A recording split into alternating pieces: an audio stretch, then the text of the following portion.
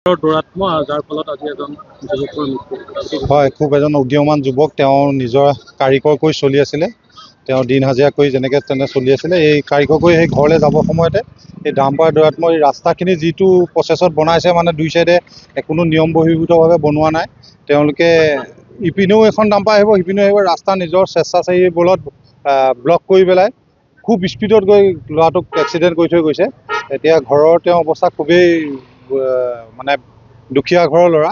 এতিয়া কেনেকৈ কি হয় এইটো এটা উচিত তদন্ত কৰিব লাগে আৰু ৰাস্তাতে যিটো ডাম্পাৰ দৌৰাত্মক এইটো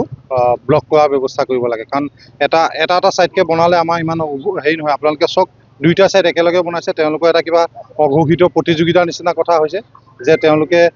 ৰাস্তাটো পটাপট বনোৱা কিবা প্ৰতিযোগিতা চলাইছে সেইটোৱে আৰু মানে খুব হেৰি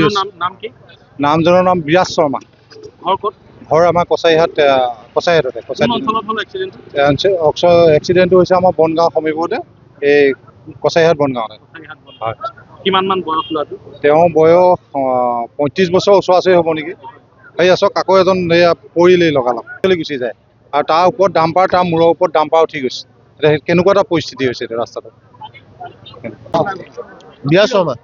ঘৰ বিৰাজ শৰ্মা কেনেকৈ হ'ল এই ডাম্পাৰ খুনা মাৰিছে বুলি গম পাইছোঁ হয় কি লৈ আহিছিলে এই স্কুটি লৈ আহিছিলে ক'ৰ পৰা আহিছিলে এই আপোনাৰ ওচৰতে বিয়া এখন আছিলে সি কাৰিকৰ কৰে তাৰপৰা আহোঁতে এক্সিডেণ্টটো ডাম্পাৰ খুন্দিয়াই দিলে ঘৰত কছাৰীহাট তিনিআলিতে হা ডাম্পাৰখন পলাইছে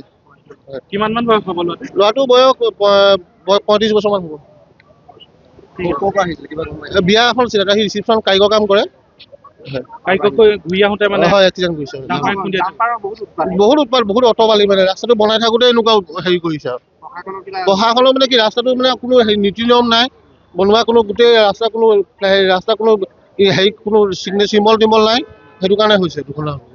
যিকোনো খবৰৰ বাবে যোগাযোগ কৰক 7099017330 লগতে 7099017110 নম্বৰত